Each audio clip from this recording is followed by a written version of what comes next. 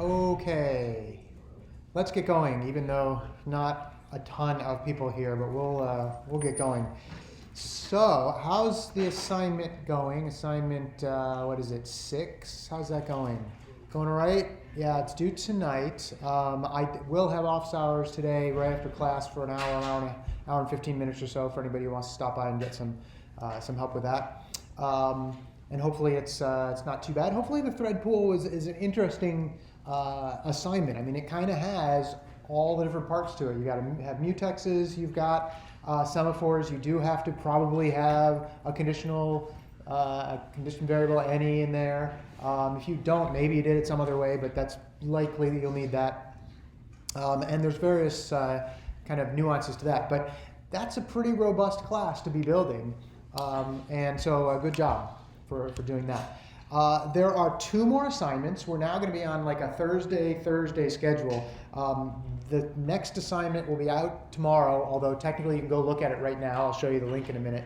And then it will be due next Thursday. The next one will come out Thursday, due the following Thursday, which I think technically is actually after class ends.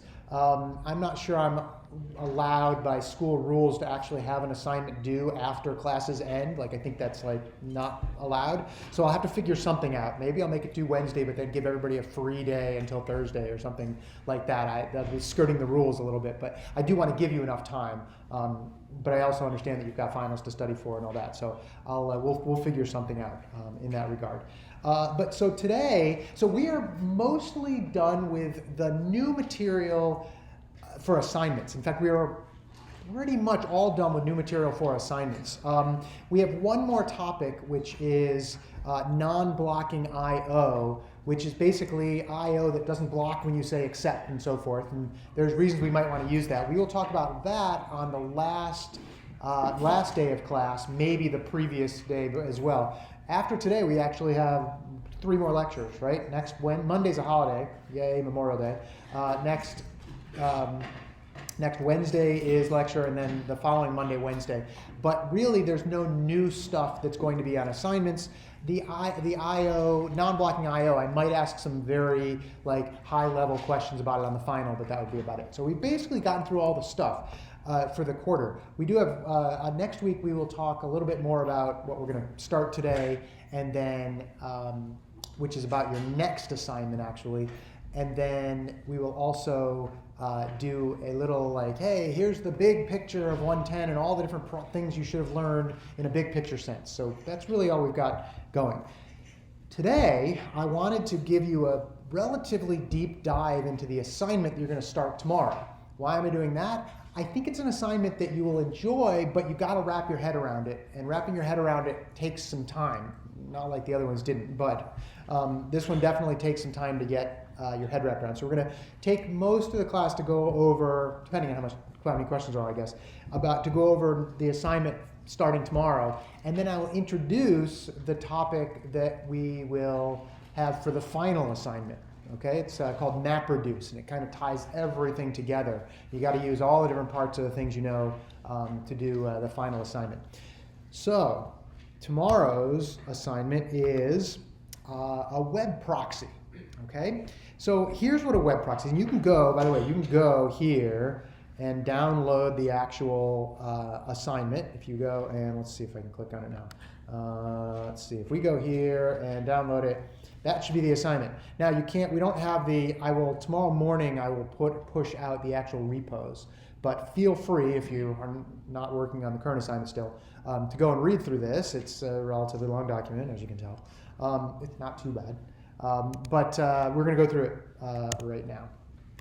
Okay, so hold on, I'll go back here, and here's what it is all about. Okay, what is a web proxy? Well, a web proxy is a server that sits between your web browser and some web page that you want.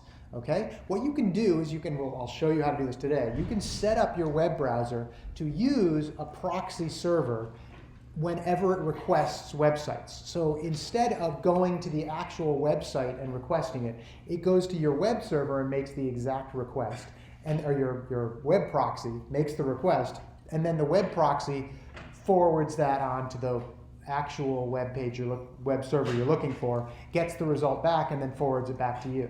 Now, why would we care about doing that? Well, there's a lot of reasons you might want to use a proxy. You might want to block access to certain websites.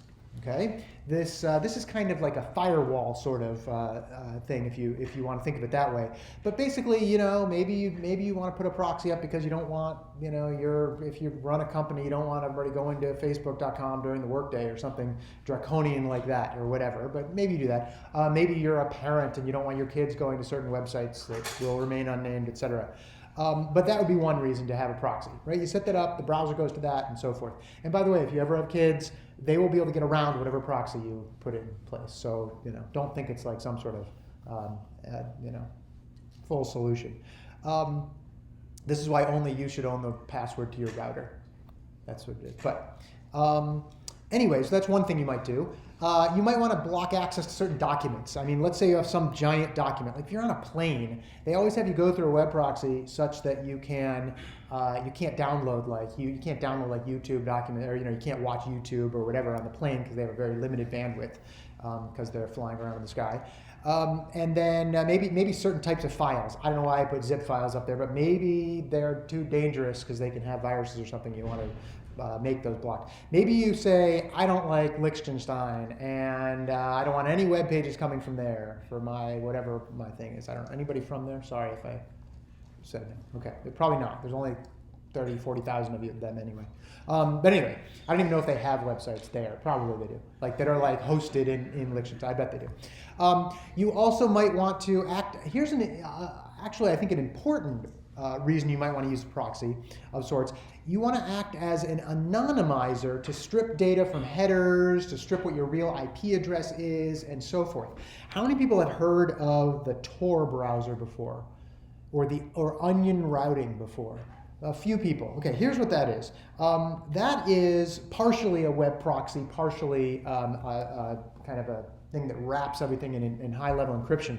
What it is, the Tor network is a network that was put in place to allow people in countries where they may be discouraged from using the internet, or if they use the internet, they might be they might end up getting arrested and so forth. And these people are hopefully not breaking the law. Well, they might be breaking the law in their country, but hopefully they're doing good things in the world, and they might want to use the internet to communicate with other people and not necessarily give away their information and so forth. Now, it certainly can be used on the so-called dark web for people who are doing malicious things, but let's assume people are doing good things. What it does is it has, basically, you go to a proxy server on this Tor network, and it takes your request and it encrypts it. Well, you probably first encrypt it, but it encrypts it and then sends it on to another proxy server, which encrypts it again, sends it to a next one, which encrypts it again, and all the way along the way, it further anonymizes where you came from. And it's not a bad way to be able to use the internet without fear of somebody being able to figure out who you are. And so this is important in countries where there are people fighting the good fight who otherwise might get in trouble with their government or so forth. It is not foolproof. A couple of years ago, some student at Harvard, of all places, actually sent a bomb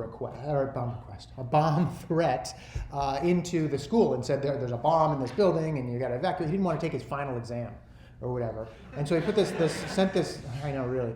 I mean, he probably had some mental illness, but he sent this through the Tor network, which anonymized his thing completely. But the police were pretty clever about that. What they did was they said, well, we have the logs of who's using the internet at all on campus.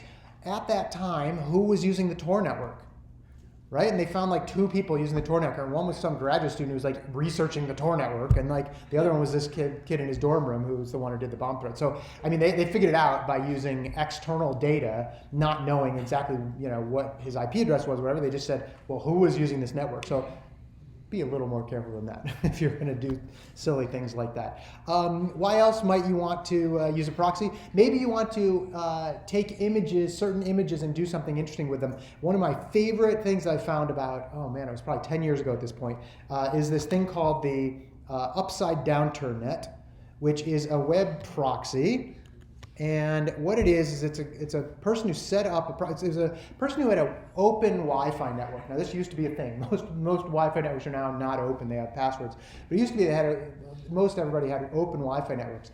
And this one guy realized that all his neighbors were like stealing his Wi-Fi from being open. And so what he did was he set up a proxy on his computer. He basically set it up on his computer between his computer and the internet through the router, like the router and then to his computer, then to the internet.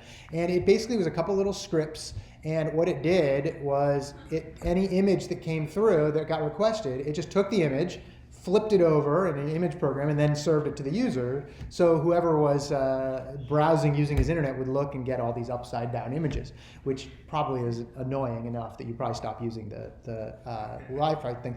And then he said, well, let's be a little more, even a little more diabolical about it. Besides the upside down one, he said you can actually make the blurry internet, where instead of flipping it, it would just like moderately blur all the images. So that it just you kind of just stare and go, is something wrong with that image? And you do it for all the images. We're just a little bit blurry. And he figured that would do the same, have the same effect. You could also use it to, and this guy does the exact same thing, intercept all traffic and just forward it somewhere else. Okay, this happens when you go to the airport and you log on, like there's a paywall. And you log on to any site and it just immediately forwards you to some proxy that says please pay for internet or agree to these terms and conditions or whatever. This person also had it so that, where did it go? So that it would just go straight to, he just switched it every so often, it would go straight to, where did it go? Maybe it's not there. It would go straight to kittenwar.com. So anytime they were browsing it, just go to kittenwar.com. Where I guess you decide between cute kittens, you pick and choose whatever. But that's what he did too. So I think he reduced the number of people using his open network in that case. And then he actually got a little note from the guy that owns Kitten War saying, every so often I get extremely irate emails from people claiming that my Kitten War site is playing host to some kind of virus. And he says, I just point them back to you and say it's probably your thing. And then he goes, yeah, it's probably my thing. So anyway, that's another reason you might want to use a web proxy if you want people to just look at kittens all day. Okay, so, and the other one, this is the big one, and this is in fact one that you will be doing for your assignment. You may want to cache the actual requests. Now, a cache, as we probably talked about before, is just a local copy of whatever you've requested. So in this case, the local copy is whatever data comes off the website that allows itself to be cached. What kinds of things might be cached? The Google logo, right? The Google logo is the same every single day. They change it so when they do the special days or whatever, but the actual Google logo itself doesn't change for years and years and years. Why would you go and request it from the website every single time you go to the website? Just keep a local copy, and that eventually times out, like over many days or months or whatever, but you don't need to go request it. So if you have it locally, you don't need to waste bandwidth going out to the internet as a whole and getting it, and that's important. Now, your browser already does a lot of that for you. Your browser keeps a cache of pages. Sometimes it's really bad when they keep a cache and you're working on a website and then you're changing things and it just never updates, and you got to figure out how to manually update it. For this assignment, you will have a cache both in your browser, because this is an assignment where you're actually using your browser, and for the actual program. You should clear the browser data as frequently as you can, or at least as much as you do it frequently enough so that you don't get into the issue of like, wait, it looks the same, something must be wrong. So that's that.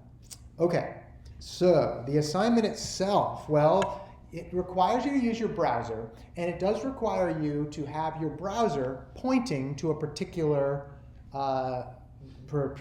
computer, namely one of the myth machines. Okay, we suggest to use the Firefox browser, mainly because we know that most of you don't normally use Firefox, and it's probably easiest to set up Firefox to do the proxy thing and then just use your other browser to do all your regular browsing.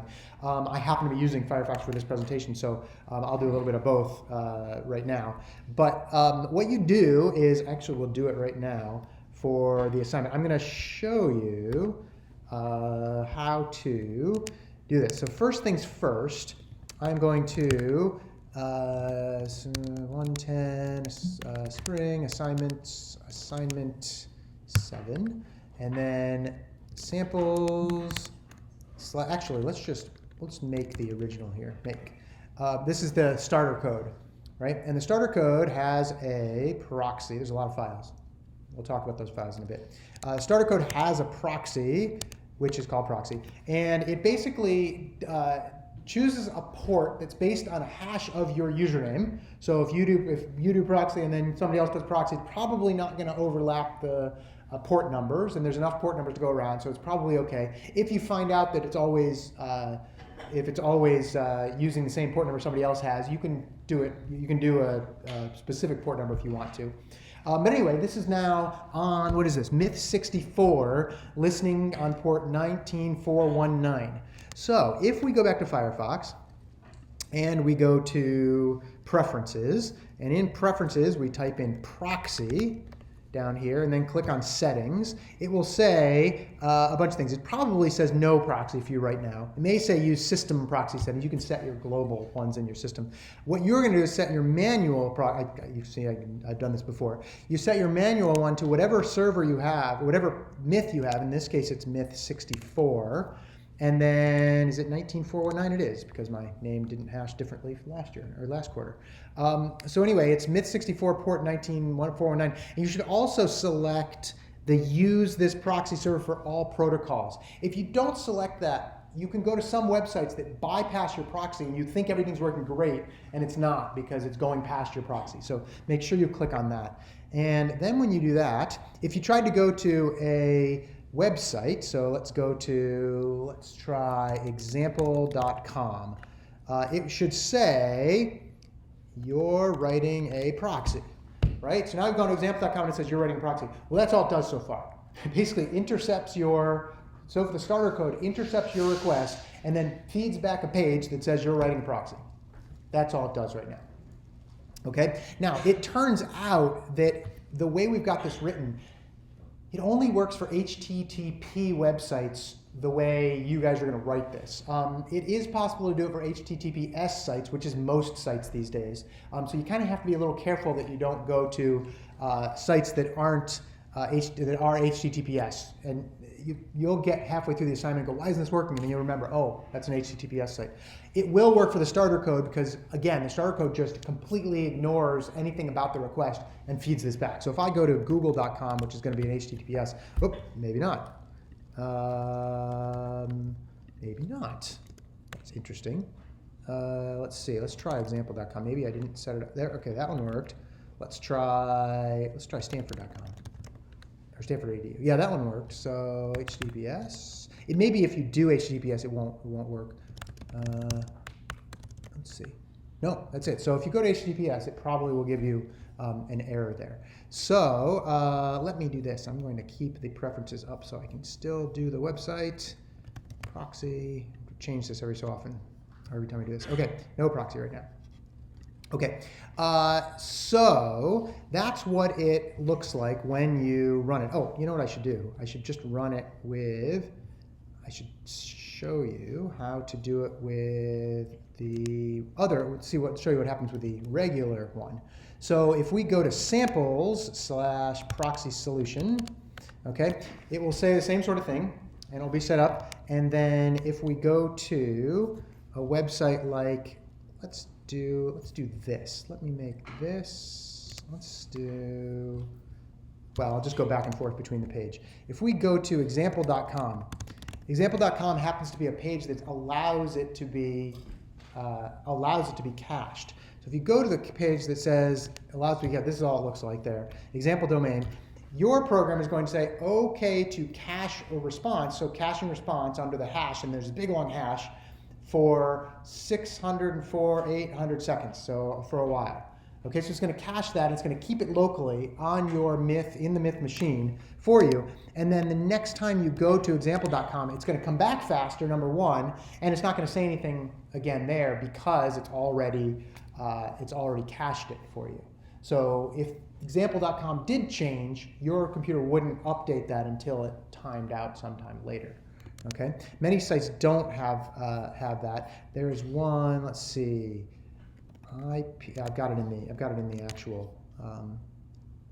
Let's see if this actually continues to work without. It seems like it will for right now. Okay, so there's not much going on in the starter code, but you get to change that. You should just leave your settings and then use a different browser generally for doing the other stuff. Okay. If you want, you can use Telnet instead. If you want to, if you don't want to bother and you want to see more details about what's going on, you can do that as well. So let's try. In fact, I'm going to do this one. This is what I want to actually send. Oop, I want to do the whole get line there. Whoops. When I do, oh no, there we go. Okay, let's see. We are on myth 64, right? So if I go telnet and then myth 64 port 19419, it will allow me to connect. Great. And then if I type that get line, IPify is just it tells you your IP address, as it turns out. And then you have to type host IPI, I guess it's www.ipify.org. And then another, let's see, did that actually work? No, I think it didn't. I don't think it worked. Maybe it wasn't because we did. Oh, it's just API. Sorry. Let's try this again. Telnet. And by the way, I'm just doing it from my Mac. It doesn't even need to be from another myth machine. Let's do this again, and then host api.ipify.org, and then there we go. That's what we're looking for. It just sends back some JSON, but you can see all the headers and things that it sends back too. And your program should be capturing all of that data through the thing. And I'll talk about some other things that it has to do as well. By the way, this tells you that it's JSON that's getting sent back. And remember, we talked about what JSON is there. It's like that, and it basically tells you what your IP address is for your computer, or your local one is anyway. So that's how you can use Telnet to also do it. Okay. If you're off campus, I mean, some people said they're going to be traveling or whatever. If you're off campus, you do need to log on to the Stanford VPN to do this, because you're going to have to go directly to one of the myth machines. You can't do that from off campus. You can't go to a specific myth machine off campus. Okay, so you're going to need to log into the VPN for that. Okay, all right. Like I said, you can use Telnet. You can actually do the actual samples one, and it does exactly what yours should be doing in the end. Okay, so let's go through what the assignment's going to be actually doing. You're going to there's 4 parts to this assignment. The first one you're going to do is a sequential proxy. Okay. Eventually, you will use Threadpool, not yours, unless you really want to. We've given you a working version, not that yours isn't working, but we've given you a working version that definitely works, so you don't have to do more debugging on Threadpool. But first, you're going to write a sequential version, and what it's going to do is first thing you're going to do is just make it into an actual proxy that intercepts the requests and just passes them onto the intended server, and then gets the response and passes that back to your browser. Okay, you need to support 3 different types of HTTP requests. We have seen GET before, and GET is one that basically just grabs the web page.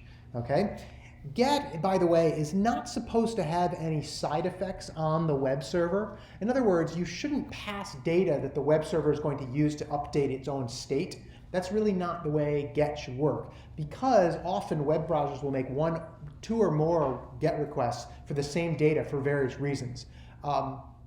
And so in this case, you don't want to send any data that the server might need to make changes.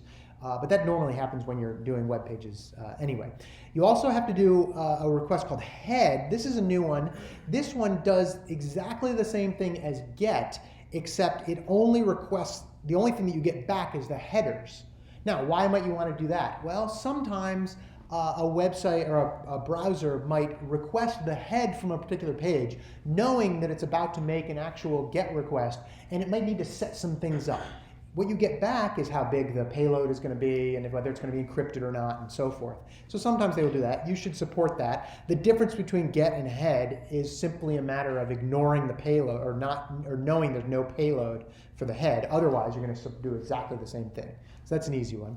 And then put is one where you have to actually send data to the website. Put is relative, it's almost the same thing, except that after all your headers, you have payload that you're then sending to the actual server. Okay, so you have to capture the payload from the request and then forward the payload on to the next request, or to the server that requests it, or that you're requesting from. Okay, so far so good? All right, then the request is going to look like this. It's going to be get, and then this is we've seen this a number of times. Let's say you're going to cornell.edu/research. Remember, you need HTTP 1.1. For any web pages you are sending back, you can feel free to use HTTP 1.0. It's not really going to make a difference. They're basically the same format. But that's that. When you do that, you forward the request to www.cornell.edu. Okay, and the request in that case, because you already know you're forwarding it to that server, you just need to put the actual path in there. You don't need the actual full server. You just say the actual path. I don't know that it matters that if you have the path in there, but that's the way it goes. We've given you an HTTP request class, so you don't have to build all of that. Okay, you need to update the operator less than to do some input for that, but it's not that much extra work. In general, the HTTP request is all set for you. So you just basically feed it the information and then you get the request. You really should understand how request.cc, the file, works, because it's got a lot of functions in there that you're going to want to use. And I know you haven't seen these yet, but we'll talk about the actual files you're going to need soon. Okay? All right. So one thing that you're going to have to do in this first one is going to seem a little weird, like what's the point? But we want you to take the headers that come in, okay, and we want you to add a header called x-forwarded-proto. Now remember, the headers look like this, okay? If you look here, the headers are all of, in this case we didn't have any headers, but they would come after the get, I think actually after the host line, I believe. They're just headers that kind of look like this. These are the response headers, but they look kind of like this, where they have information that is used by the server to do stuff. Well, the two headers that we want you to add or add to are the x-forwarded proto, which basically means that it's saying what protocol are we using here, and you're going to use just HTTP, as it turns out. It's a pretty straightforward. You just add that. It's very easy to do. And then you also, and if it's already there, you just add it again. No big deal there. There's another one you have to do, which is going to be really important later. This is called x-forwarded for. This is basically for proxies to say who they forwarded the request from originally, right? Now, if you're anonymizing things, you're going to leave that blank, but you're not going to be doing that for this. In this case, it's basically a list of all the various prior places that this request came from. Okay? Now, why do I say there could be many of them? Eventually, and we'll get to this, you could have a proxy chain. Who's to say that your proxy doesn't talk to another proxy, doesn't talk to another proxy, doesn't talk to another proxy? That's basically what the Tor network is doing, incidentally. It's going one to the and then there's 17 things in between, and you have no idea how to get back to the original one, which is kind of the point. Or there might be other reasons to have a proxy talk to another proxy. We'll get to those in a few minutes. What you need to do is, if there's a header that comes in that says x-forwarded for, it's going to be a comma-separated list of all these IP addresses. You need to add another comma and add the current IP address that you came from, and then put it back into the request. Okay? So you need to do that manually, by the way. There's no fancy function that allows you to do that. You have to do that. It's really pretty easy to use some of these request functions. In this case, you can just request the header, which we've given you a whole function or a whole class that has this as one of its methods. Get value, or that's basically the request handler class, I believe it is, and then get value as string, and you just pass in the exported form, and it gives you back the string. It's this comma separated value. So don't look at this and go, I have no idea how to get a request header. It's pretty straightforward from the actual code. You just have to look through the code and find out where those are. Okay? Like I said, you have to manually enter that in. Most of the code for the sequential version is going to be in the request handler.h file. So let's look at that for a second. Okay? The request handler.h file. Let's do it over here. Vim request handler.h. Okay, so request handler.h. Well, it's got a bunch of functions in it, public functions. There's a constructor, of course, and then it has service request, clear the cache. We'll talk about the cache soon, and then set the maximum cache age. That's all that the program is going to use. And then you've got some other functions in here like handle a get request. You're going to want to also handle a put request and handle a head request. So you've got a couple more functions there. And then you've got some other requests that you're going to have to handle as well. Some of those we've actually built for you already. So let's see. There we go. Handle request has already got a handle error in it and so forth. But otherwise, you need to actually do most of your work under, let's see. Where's the get request one? There we go. Handle. Like there's one, we're going to set up a get, we're also going to set up a put, you're also going to set up a head, etc. And then, let's see, I think that's the only, there it is, down here, handle get request is the actual function. We've done a little bit for you already. So you can kind of see that it actually, look, you create a response, you set the response code to be whatever you want, normally it's going to be 200. You set the protocol to be HTTP, and then in this case, /1.0. And then the payload in this case was your writing proxy, and that's it. And then you push it out. So pretty straightforward in terms of like the connections between the actual web and your proxy, okay, and your browser. So that's that. After you've written this one, test on lots and lots and lots of HTTP sites. Okay, you can also test on HTTPS, but most of the time you'll get that connection refused or whatever, or some other error. If you can find HTTP sites, what are good ones? Example.com is a good one. There's that IPify one. There's lots of others that are out there, but just don't be surprised. Like sometimes you'll go to an HTTP site and it will quickly turn it into an HTTPS site. You won't notice. You go, oh, it's broken. Look for the little lock. If there's a lock up in the corner, it probably means it's HTTPS, and you should try a different site. So we can put together a list of other sites that are good. Okay. All right. Now that's the first thing. The second thing you're going to do.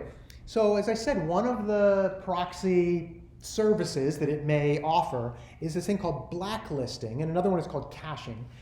Blacklisting basically means to block access to certain websites. Okay, so there is a blockeddomains.txt file. Let's look at it. It is, let's see, already set up for you really. Blockeddomains.txt. Okay, so you can't go to any Berkeley sites. You can't go to any Canadian sites. You can't go to any French sites. It looks like no government sites, I guess. You can't go to Microsoft.com, although I think Microsoft is one of those ones that does everything HTTPS anyway. The good news is testing the blocked sites, it doesn't actually have to go to the website, so it should block it immediately. In fact, let's test that on, no, it hasn't been set up on the starter code. But anyway, these are the ones that you want to do. Jerry Kane has one set up that should work all the time. I'll ask him if it's still set up, it should be. But those are sites that you shouldn't be able to go to. This uses regular expression matching to figure out which sites. Feel free to remember if you took 103 already, or go learn about regular expressions. You do not have to know a thing about it for this part. The blacklist program or blacklist functions are already written for you. But feel free to look at it if you want to see what it looks like. Okay, so if the browser that's connecting to your proxy does go to a forbidden site or blocked site, you actually return the client status code, or you return to the client the status code 403. Well, let's look up what 403 actually is. If we go here, there we go, 403 forbidden. Okay, this means that it's telling the actual browser that that's a forbidden site. And then most of the time, your browser just reports whatever the payload is, but it knows that it's a forbidden site. Sometimes it may put up some other page that says, oh my gosh, this is forbidden. But that's the correct code when the site is not allowed to be requested. You may have seen that one before for other various things. That means you have to create your own request and send it back, a response and send it back. But it's exactly like what the temporary, the one I showed you already was. It's very easy to tell whether a server is allowed using this blacklist function. I mean, I'm giving it to you right here. If not, blacklist.server is allowed. All right, we've written that function for you, okay? Again, what I don't want you to do is get into reading this document and go, oh, it sounds like I have to write like an entire program that would take me months. Not quite that bad. You have a question? No? Okay. All right. Anything so far on this? Blacklisting, pretty straightforward. Don't let the user go to that site with Berkeley. How's that? I had a question about put. About put, yes. Like the information that you're trying to put, like what form is it? Because you were talking about like just using the payload, and I wasn't sure what that was. Yeah, let's look up what a put request looks like, right? So let's do it here. Put, oops, let's see if this works. There we go, that should work there. Put request. Okay, a put request versus a post request. Put, here we go. We'll go to this site here.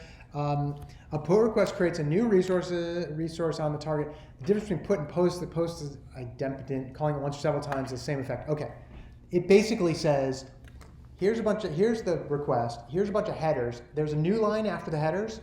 After that, everything until the end of the file is data. That's all there is to it. You generally put how many bytes the payload is, and so forth. The good news is you don't have to worry about that so much for the assignment. I mean, you just have to know that there will be a payload that you do need to forward.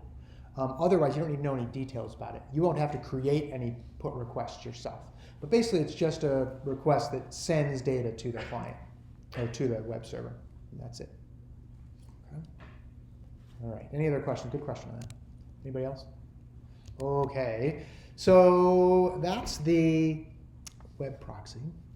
Okay, caching, on the other hand, is this idea that I mentioned earlier. It's keeping a local copy of a page so that you don't re-request it from the internet. All right, that saves time, it saves bandwidth. Many times, proxies are local to like an organization, and if lots of people in the organization happen to be going to the same web pages and you have a cache of them, well, it's right there locally. You don't need to go. Like lots of people benefit from having that cache. Okay. In this case, you are going to have to do a few things for this. You're going to have to update the HTTP request handler to check and see if you've already got the cached copy. I mean, that's basically the first thing you're going to do is you're going to look. Here's the request. Do I already have it in my cache? If I have it in my cache, I'm going to just forward back the cache response and be done. I never even touch the site that it's trying to request from. Okay, and that's kind of nice. All right, now, are you going to do that for things like put requests? No, you can't do that for put because you have to send data to the actual website. There's no way to cache something that's going to be a put. So it's absolutely only going to be either head or get requests that are cached. And we've already built most of the logic behind figuring out whether or not this is cached for you. So you're not even going to have to worry too much about that. There is an HTTP cache class, which you should look at and understand. You'll have to make very minor changes to that when you get to multi-threading. But that's the only real change you're going to have to make is when you do this as a multi-threaded program. You're going to forward, as usual, if it's not in the cache. When you get the response will tell you whether or not it can be cached. So in other words, you make the request and it comes back and the page itself in the headers says, oh yeah, you can cache this. Okay, let's actually test this. I have let's see if I can do it this way. There we go. I have a website. Let me make sure I get it right that I'll let you use to test on here as well. If we telnet to ecosimulation.com 80 and I do get, and then what is it? It is CGI, whoops. Oh no, this is really, I forgot. My browser's it's really fast. I have to write this first and then paste it in. So CGI bin, it is, let me look, hang on. Ecosim, I forget what the name of the page is here. Okay, CD public, HTML, CGI, It is called currenttime.php. Okay, so we are going to do a request for, we're going to say get /cgi bin /currenttime.php and then http 1/1.1. Okay, we're going to paste that in there, and let's see if I can type the host thing fast enough. Let's see, Telnet. Okay, let's try that, and then host. Did I get it? Oh no, what did I forget? Did I forget something else? That should get CGI. I don't know why it's not doing that. Well, we'll look at it in the browser. But what it's going to do is it sends back like the ability to be cached. Okay, I'll test it in a little bit. I'll test it again. But basically, it's going to say that, and then you need to determine, oh, if it's cached, I'd better put it in the cache. Okay, and then later, some of you request the page again, you can do that. Let me show you what this looks like for the actual. Let me show you what it looks like for the site that I was just trying to go to. Let's see. ecosimulation.com/cgi bin /currenttime.php. There we go. Okay, so that's what it looks like. What I did is I just put up a little page that tells you what the current time is. Now, it's got the date and the hour, minute, and seconds. If I refresh this, right, the browser doesn't actually cache it, as it turns out, or rather, the original proxy server doesn't actually cache it. Let's see if this is still set up. Nope. I don't think it's still set up, meaning that, hang on, preferences, maybe it didn't actually set that up. Let's see. There we go. Okay, so now we've got the proxy server going. If we do the, let's see, samples / proxy solution, there we go. Okay, and then now we request this from the proxy server. There it is. Now that's it, right? If I and let's look at what it did. It said it cached the response, and it's going to cache it for 3,600 seconds. So for the next hour, it's going to request that website, and it's always, I'm repeatedly refreshing here, and it's always going to the same time because it's been cached. Okay? This is not something you want for pages like this, because this is a page that's generated dynamically. Okay? And many web pages are generated dynamically on the web. If you go to facebook.com, your timeline is updated all the time, right? You got ads flashing up and whatever. It's all being regenerated every time you refresh or scroll or whatever. That's dynamic content. The only content that can be cached is static content, which should be things like images and things that aren't going to change. So in this case, that's it. Now, what if this happens to you and you've cached something that shouldn't be cached? Okay, by the way, every time I refresh it, it says using cached copy, because it knows to go and use the cached copy there. What you can do is you can say -- clear cache, and then it will clear the cache by deleting all these files. It keeps the files in a hidden directory in your program, in your assignment file. I don't know why we hid it, but I guess that's the way it goes. And then now when I refresh it, it should go back, and there it is. Now it updated to there. Of course, it's now being cached again, so it'll update. It won't do that again. So that's that. Okay, let me go back here again so I can do that. Questions on caching and what the basic idea is. No questions on the basic idea for that? Okay. Nobody? All right. It is. Those are the things you have to do for that. And feel free to use this test to make sure that your thing is caching, right? Go and refresh it a bunch of times and go, oh, it's the same time every time. So we make sure to cache. Yeah. So when you're caching something, you can cache like parts of a web page, right? Yes, so good question. You can cache parts of a web site, I would say. Okay. Yeah. Here's the thing. When you run this and you go to some website, it will actually request hundreds and hundreds of web pages, actual web pages in some sense. If we, let's see, I'm trying to think let's do it this way. We still have this set up. Let's see. If we set it up for, go back to the proxies for a second. I'm going to set it up there, and then let's see, how am I going to, yeah, if I go to, okay, so now there's what we have there. Let me make the web page a little smaller so we can at least see the scrolling that might happen here. Okay, if I go to, let's say, time.com, which I don't think, there we go. See all the web pages that it's getting? I don't know if you can see, it's still getting lots and lots and lots and lots of web pages. Right? Time.com is another good one to test because it's not HTTPS, except for probably the ads or something. Some parts of it might be. But you get lots and lots. So look at how many different pages it requested just from time.com, right? And it still hasn't even finished loading. Why? Because it goes and requests the main one, and the main one says, oh, here's another image, here's an ad, here's another sub iframe page, and so forth. So that's what happens there. So good question. Yeah. So does the cache persist like across different calls if you quit the server and then you restart it? Because when we use server cache, that's just like for the next round of it, right?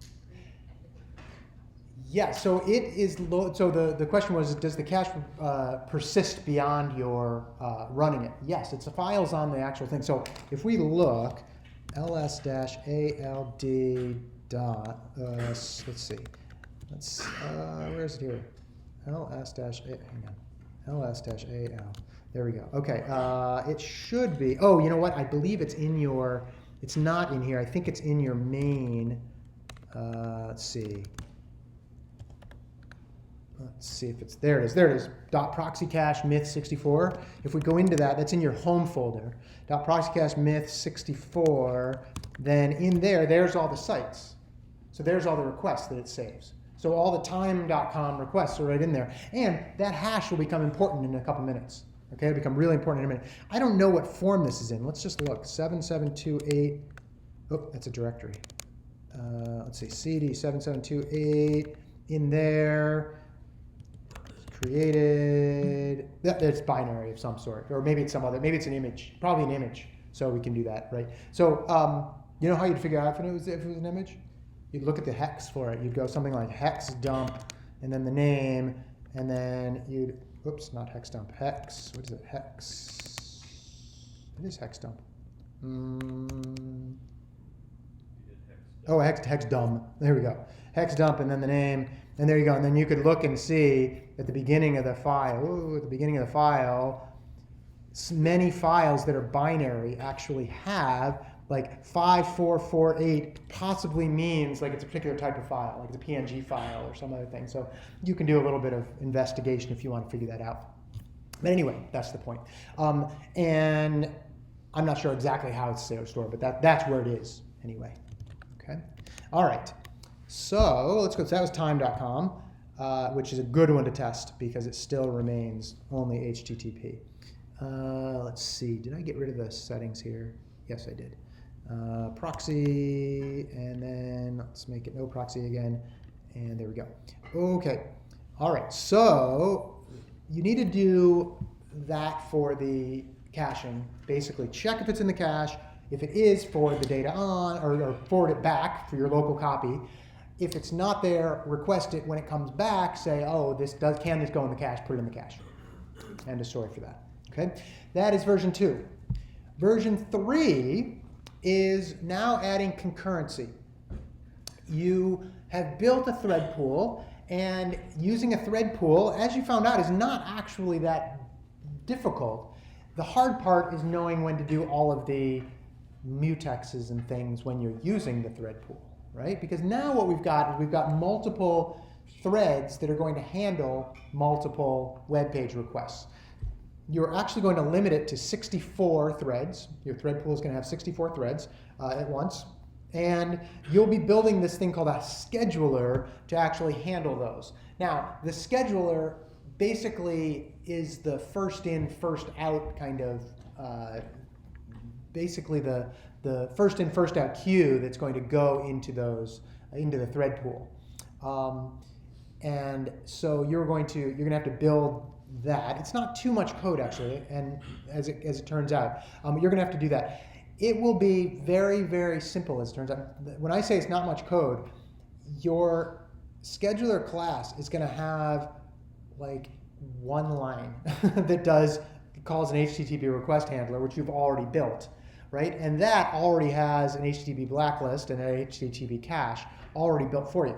Don't go and try to reinvent things. Just say, okay, I'm going to use one HTTP request handler.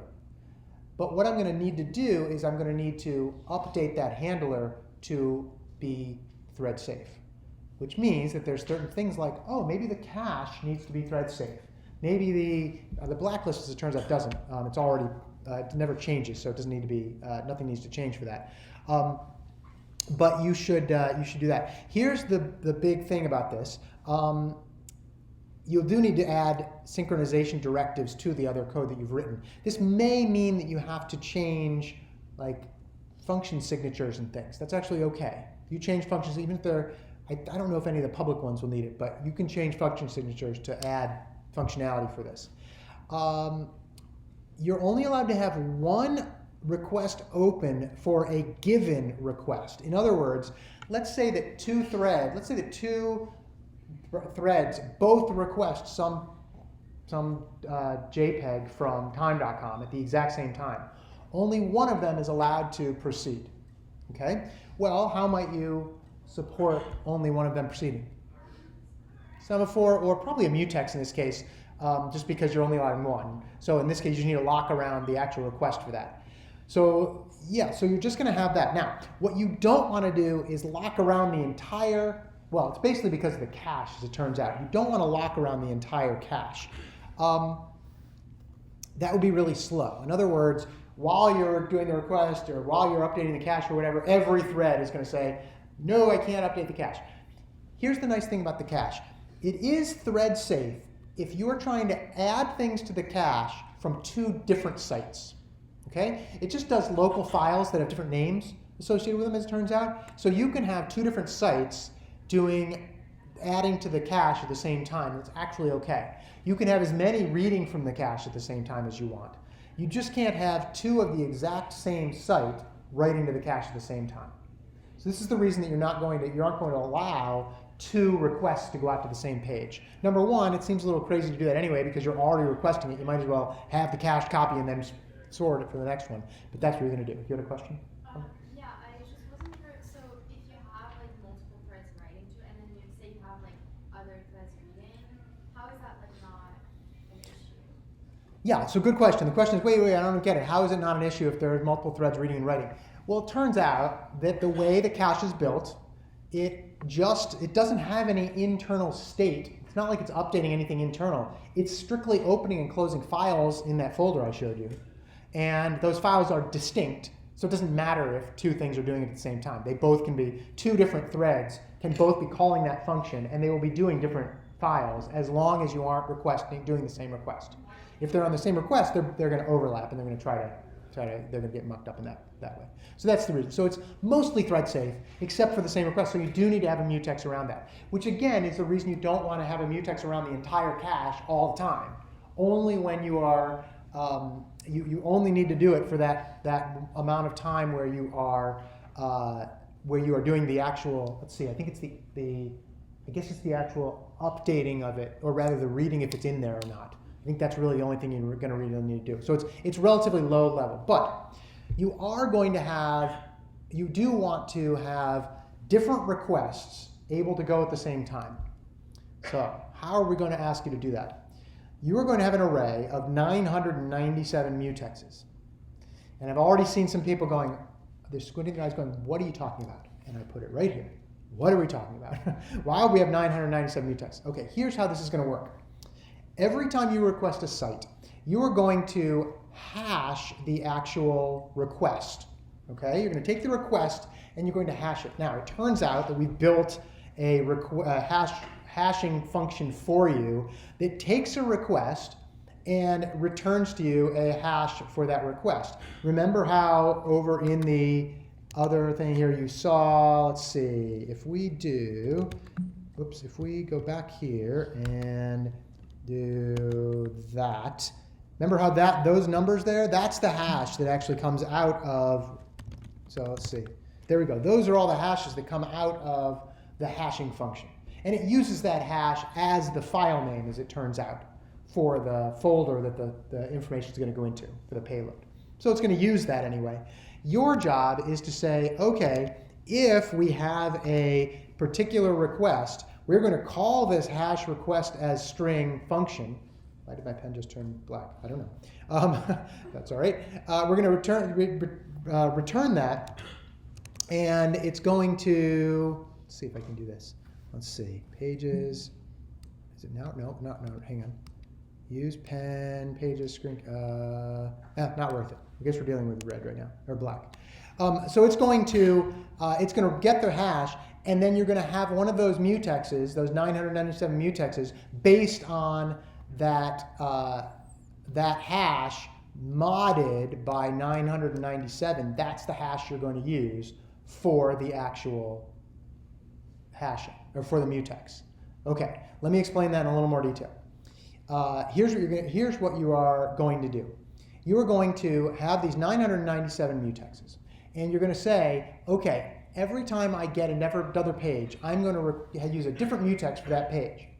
The only time they will overlap, most of the time, is if it's the same request, because the odds are very slim that two different requests will have the same hash out of those 997. Might be the case. That's just something you have to deal with. Otherwise, you're going to use that lock at that point to say, I'm locked now based on that hash. If you have two hash requests coming in at the exact same time that are for the same site, they're going to both hash to the same value. They're going to both end up with the same mutex. Therefore, you're going to use the lock for those two identical sites. That's what we're doing. Now, the question is, why is it 997? Anybody know anything about that number? It's prime. Yeah. Hashing works best when you do mod with a prime number, so it actually kind of scrambles it up even more than it would otherwise. That's the way it goes. So, questions on that, Eva? Do we have to distinguish between a collision versus the same? No. The good question. You have to determine between a collision and the same site. If it collides, you just deal with it. And go, well, you know what? It's going to be a little slower because of that collision. The collision will happen very infrequently, so you don't need to worry about that. And this is not if you wanted to, you could pick a bigger prime number, and it would be even less likely that it would happen. But the odds are pretty good that even if you're remember, you only have 64 things going at a time. So the odds that those 64 have a collision, it's a little bit of a birthday problem issue, but it's not the biggest deal in the world. And even if it happens, you're not even going to notice it. I mean, you won't notice it anyway, but you won't notice it at all. Yes? Could you have a different hash but the same remainder? Oh, sure. You could have this different hash and the same remainder. Yeah, absolutely. But the hashes are, notice how long the hashes are. They're like, 60 bits or 15 or 20 digits long, right? Well, that's a giant number. And they're going to hash they're going to hash somewhere in that bucket of 997, that array of 997 buckets. Sure. But the odds are slim because you got a 1 out of 90, you've got a birthday problem number of, percentage-wise chance that it actually two very different numbers hash to the same bucket. Basically 1 out of 997 per two that are going at the same time. Yeah. Does that make sense? So we don't need to deal with the case? Don't need to deal with any collisions because it won't matter anyway. You still will get an individual hash which is different. You just will only have 997 mutexes to deal with. And the mutex is only slowing it down. It's only saying, look, you can't go while I'm here. And it's going to be a very short amount of time anyway. So not too big of a deal. Yeah. Are the mutexes locking around the entire cache or just the specific folder? When you're accessing the cache, you should lock around it in that case. Again, if you I guess, let's see, how should I put this? The question is, why do you even need it if it's thread safe to begin with? I'm going to look into it in a little more detail. I don't want to give you the wrong answer on that. But the basic idea is, just while you're accessing that cache for that particular website, lock around it. And it's not really that you're locking because of the access. You're simply locking because two sites might have the same, trying to access the same files. So that's really all you're doing. You're not really you are locking around your cache accesses, but it's only when you're doing that request that might be the same as some other request. That's the only reason. Yeah. So it has nothing to do with the cache being thread safe or not. It has to do with the fact that if you are doing the same request, then it's not safe. So you have to lock on that case. But shouldn't we only be locking around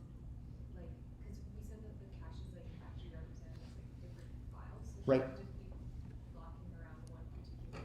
Yeah, the question is, shouldn't we just be locking around one particular thing? Well, remember, we have said that you're not allowed to make a request to the same site at the same time.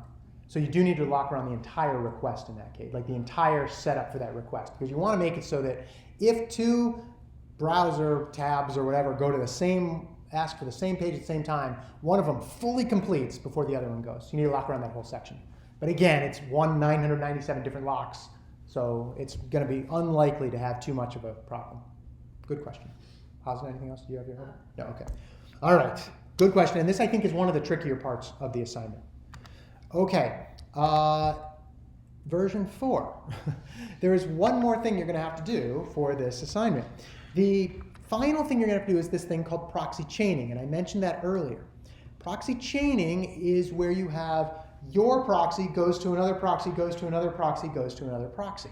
Let me demonstrate for that for you. Okay. If we go and set up our proxy again, so we're setting up the proxy to be manual proxy for Myth64. Let's say that let's see, where was I here? 110, let's see, spring, assignments, assignment 7. Okay, if we do, let's do this. Let's do farm, or not farm. We will use farm in a little bit. Again, different farm, as it turns out. In this case, we're going to do sample / proxy solution, and we are going to tell it, let's see how we do this. We tell it how to, there we go. We say -- proxy server, and let's actually we'll do exactly this one. Let's see, we'll do dash, I need an extra dash in there, -- proxy server. So this is what, now we've said, okay, if our browser goes to our proxy and makes a request, it will not forward it onto the requested website. It will forward it onto some other proxy that we are about to set up. So I have told it that I'm setting us up on Myth63. Ooh, I probably did this in my office, so maybe it won't work. Well, we'll see. SSH Myth63. Okay, yes, I want to do that. Okay, CS 110, 10, and spring assignment 7, sample / proxy solution, and in this case we want port 1, 2, 3, 4, 5. Oh, there we go, it is working. Okay, so now it's going to be 1, 2, 3, 4, 5. So when I make a request to my other original Myth64 one, it should forward the request onto Myth63. Okay, if all goes well. Let's try this. Let's say time.com and let's see what happens. Okay, it's loading. There we go. So notice the original request is going here. There's some other weirdness going on here with the clock socket that's probably time being annoying. And over here it's going to the other proxy server, and then it's forwarding back and forth. So there's a little chain of proxies. Okay? If we go to, let's see, if we go to our current time one, okay, there's the current time. It actually cached it. I think it actually cached it in both, as it turns out, because both proxies wanted it to come back as a cache. That's okay. But if we go and do one more time, it actually, you couldn't see, let's clear this and let's see if it does it again. If we do it there we go. It only cached it in the first one because it had it locally. It never needed to go to the proxy, the second proxy there. So that's one of the nice things about caching. You didn't need to go to the other proxy, the other ones there. Now, what's the trick to doing this? Well, let me show you. Settings, no proxy. Okay. All right. So you can have as many proxies as you want in a row, right? You should be able to handle as many as happen. Now, each individual proxy could really care less how many prior proxies it came from or how many it goes to, except in one case. You don't want to be able to create a cycle of proxies. What if I was a proxy going to Derek and Derek was a proxy coming back to me? Well, we would go back and forth all day, and we just make millions and millions of requests, and that would, like, we'd just all be waiting for everybody to start timing out and this and that, because if there was no cycle detection, right? So what we would need to do is you need to do that. Now, remember about 10 slides ago when I said there's this thing called X forwarded for, and what did it say? It said where the request came from, and you add your next request onto it. Well, guess what? If you come from a proxy, you're gonna add that proxy's IP address onto this list, which is going to end up going to the next proxy. If you look through that list and find out that there's a cycle going on, in other words, the place you're about to send to is one that's already in the list, you have to return an error message because you don't want to create the cycle. The error message we happen to want you to send back is 504, which is gateway timeout. And it says the server, while acting as a gateway to proxy, did not receive a timely response. That's about the best you can do. The error message turns out it's the best you can do for this sort of issue. Okay, they say, oh, it didn't work because there was this cycle. Yeah. I have a question about like the proxy itself. So when it's sending a request to the server and then the server has a response, like does it not go through that proxy again? It does go through the proxy again. Good question. Question is, if you have a proxy set up here, I'll draw it out for you. No, I won't because this isn't drawn. Let's see. Oh, no, of course it's not drawn. If you have a proxy that makes a request to another proxy, it's expecting the request back from that, or the response back from that proxy. That proxy might have its own proxy it's going to. It's expecting a request back. So the chain goes down the line, bing, bing, bing, bing, bing, gets the real website, it responds to the last proxy, responds to the second last proxy, responds to the next last proxy, all the way back to you. So that's the whole chain. It's kind of slow. It's not fast. How is that not a cycle? Oh, it's not a cycle because there's no request that comes back to the one that's already been requested from. Remember, here's the cycle. Okay, I request the site from, so let's say my browser requests time.com, and it comes to me as a proxy. As my proxy, I go to Elizabeth, and Elizabeth says she's going to respond to me. I'm expecting a response from her. She goes to Derek, etc., and then Derek goes to time. Okay, and then the response comes back to Derek from time. From Derek goes back to Elizabeth. From Elizabeth goes back to me. No cycle. If, however, Derek had a proxy set up that was going to come back to me, then it would go browser to me, to Elizabeth to Derek to me, to Elizabeth to Derek to me, to Elizabeth, it would never get to time.com, and that would be a cycle. But you can figure that out because when the request comes from time to me, I tag on time to the X forwarded for, and then I pass it on to Elizabeth. And Elizabeth tags my IP onto the X forwarded for, and then goes to Derek, and Derek tags hers onto the X forwarded for, and then time gets it, respond, and it comes back that way. So it won't, the response doesn't need to go, can go back to actually goes back to whoever responded. But the cycle happens when you're doing the request. That make sense? Okay, good. David. So to get the cycle, you would just check if your own IP is anywhere in there? If you would not check if your own IP is in there. You would check if the request, the proxy that you're about to send to is in there already. Okay. Right? Because then if it is, then you go, oh, well, I shouldn't be sending to another proxy. Yeah. Good question. Yeah. When you have more than one proxy, which one uses the cache data? Oh, good question. I don't know if you noticed that both of them happen to use the cache because you remember, you don't know that there's a proxy on it. You know you're forwarding onto a proxy, but you don't necessarily know if it has a cache or not. So every time you get back a response, your local decision is, do I make it a cache or not? And I do, if it needs to be. And then the one previous says, oh, do I need to make it? It does. So it would get cached along each section. Now, in real life, this is not necessarily going to happen. Either one is going to cache it or there's going to be some other things going on. But maybe they all locally cache it. Who knows? So, but good question. All right. So we actually have a program called Run Proxy Farm that you can actually use to actually check and run, make a little proxy chain through all the different myth machines or whatever, and you can test it out that way. What it doesn't test for, and this is kind of the most important thing, but it doesn't test for cycles. If you wanted to, you could dig into the code for the Python program we give you and just write it so that it checks for cycles or does some cycle creation is really what it is. It's not too hard to update, but you would have to do that. So that's that. So that is the assignment. Now, it took a while to explain it, but now you should have a good idea when you get to it tomorrow or whenever you start doing it. I would start doing it sooner than later. You will get to it. One step at a time, okay? If you do want to support HTTPS, it turns out you have to support this other header or method called connect. We don't expect you to do that, nor do we can give you some hints on how to do that. So if you wanted to do that, if you had extra time and said, oh, I'd like to work for HTTPS, then feel free to ask and we'll give you the details about what you need to do to make connect work. But I would only do that at the end, and you don't have to. Test as often as you can, clear your caches both in the browser and locally in the cache, and then that's that. The files, here's the various files you're going to have to make changes to. Very minor changes to cache, the cache files. Very minor changes to the proxy file.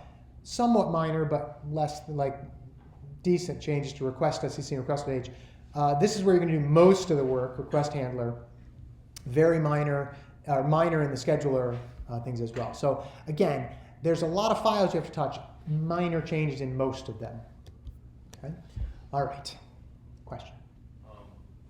So you can create more than one proxy per computer. You can create one more than proxy computer. Every port could have a different proxy on it. Okay. Yeah. And in fact, when you guys are all running it, we might have 25 people on each myth doing 25 different servers. If they like cache the same data from a site. The cache is locally in your own home folder. So nobody else's cache is, yeah, there's no, oh boy, that would make it a really hard assignment. Everybody else gets to cache the stuff too. And you have to, yeah, good luck doing that kind of debugging. But no, it's your local copy. So it's based, the folder is based off the local folder to the proxy. Right, the folder is based off your local, in your own home folder, hidden file, hidden folder. Yeah, good question. All right. And now that we've talked about that, you now know a little bit more about proxies too. And now you're gonna go start building one tomorrow or Friday. All right, so in the last couple minutes, I'm going to briefly talk about the next assignment, just in the big global picture, and then next Wednesday, I will go over much more detail about it, okay, in a similar kind of like, here's the things you have to think about, okay? So the last assignment is this algorithm called MapReduce. And MapReduce is a very cool algorithm that is a distributed algorithm. I believe it was first invented, or at least used widely at Google. What it is, it's a parallel. Okay, it's a parallel. No, I got the cursor back, but no, hang on. It's distributed. Okay, it's distributed, meaning that it is across many myth computers. Okay, so your program will actually run on many myth computers. It is, and it's used to generate and process large data sets. Okay, what does that mean? It means that you've got this data set that you need to do a lot of analysis with, and you want to utilize many different servers to do that. This is a huge issue for companies like Google or Facebook or Apple, or companies that have lots and lots of data that they're chugging through every day. They have billions of things to do, and they have tens of thousands of servers. You have to farm them out across all these servers and do this. There are two basic parts to MapReduce. There's the map stage and there's the reduce stage. Those are the problem-specific things. Okay? The map stage says, I need to take this data, farm it out to all these servers, and process it in some way. Okay? And it gets processed on all those servers. And I'll show you an example in a minute, or maybe on next Wednesday. It processes it in a certain way, and then it sorts it all. And that's not the part of the map part, but that's kind of part of that thing, but it's not. That happens in all of it. You always have to do some sorting. In fact, down here it shows it. You've got a mapper. You've got some intermediate data. You take that intermediate data, you always sort it in some way or another, and you always group it by these keys. And I'll show you an example. And then you have a reduce phase, which says, okay, now that all that data is out there, I need to go collect all that data in a regulated way so that I can get it back and collate it into one giant result. Okay? So you're sending the data out, you're mapping it out to all these different servers that are going to chug away and do whatever is necessary for it.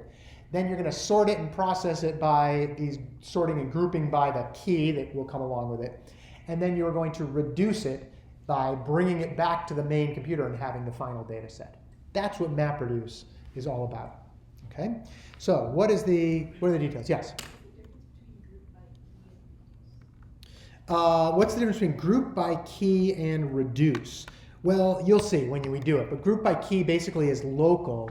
You are saying, oh, for my local copy, all these keys are the same. And you'll see the example, and you'll go, oh, I get it. And then the reducing is taking all those different farmed out versions, bringing them all back, and further combining them together. Okay? You'll see how it works. And that's it. And so it requires networking. It requires threading in terms of getting the main server has to do the threads to get everything out to all the things. It requires multiprocessing. I guess it does, and it requires multiprocessing, and that you're going to run multiple programs on there. Kind of ties everything together that we've been doing all quarter. Okay. All right. Here's the example. I'm only going to show this, and then I'm going to let you go, and then we'll finish this up next Wednesday. The example is you basically have a file, let's say a document that's a book, and has all these words in it. And what it's going to do is this script here is going to read in an input file and output it for every word. It's going to say word and then one, meaning there's one word that it's associated with it. Now, why do you have to do it? You don't necessarily have to have that one, but in this case, we're going to do that because it's going to be generic in this way. We're going to say it's going to output the word and then it's going to be one. So at the end of this little script, you're going to have all the words in this document. There's going to be many overlaps, and they're all going to say word one, the next word one, the next word one, and you're going to have lots that are duplicates. Okay? After that, you are going to then do the sorting and collating phase that we'll get to next Wednesday. Okay? All right, so we'll talk a lot more about MapReduce when we come back next Wednesday. In the meantime, I am going to my office now for some office hours if you want to come by. It's actually 219, I think, is where it's going to be. And we'll see you guys in lab or next week.